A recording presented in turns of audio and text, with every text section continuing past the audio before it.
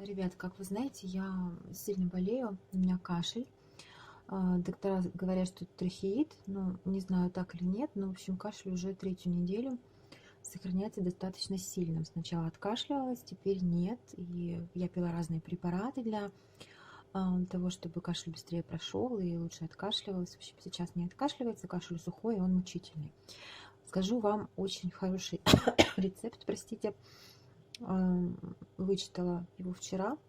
Попробовала один раз. Сегодня я кашляю, но раз, наверное, в 5 меньше. Вчера меня кашель просто душил. Вот. Вы берете горячее молоко. Много не наливайте, потому что мы сейчас будем добавлять соду. При добавлении соды оно начинает немножко пениться. Так вот, пол чайной ложки соды на стакан молока. Я положу немножко меньше, чем пол чайной ложки, потому что у меня молока не так много. Молоко должно быть достаточно теплым, почти горячим, но не таким горячим, не совсем, чтобы вы могли нормально пить. Приятно, чтобы было пить, потому что при больном горле и при кашле очень горячее не рекомендуется.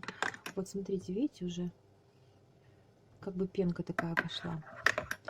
В общем, на стакан очень теплого молока, пол чайной ложки соды, обычный пищевой вот такой, вот, и натуральный мед. Меда кладите столько, чтобы тоже было приятно пить, чтобы было сладенько. Или можете в прикуску. Попробуйте, размешайте. Если достаточно приятно по сладости, то можете пить. Лучше употреблять на ночь, то есть на ночь обязательно. Будет гораздо более смягченное горло, будет откашливаться лучше, и кашель будет пропадать. И раза 2-3 в день можно принимать вот это средство. То есть не только мною проверено, но и мною тоже.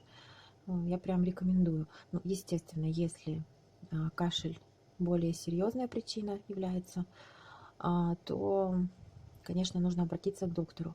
Это народное средство, которое применяется при достаточно безобидном кашле. Вот, обязательно к доктору сходите в любом случае. Кстати, можете добавить сюда еще немножко сливочного масла, чтобы еще больше смягчить горло. Можете не добавлять, кому не нравится такой вкус. Для людей, которые имеют аллергию на мед, вы можете добавить просто молоко, соду и просто сливочное масло.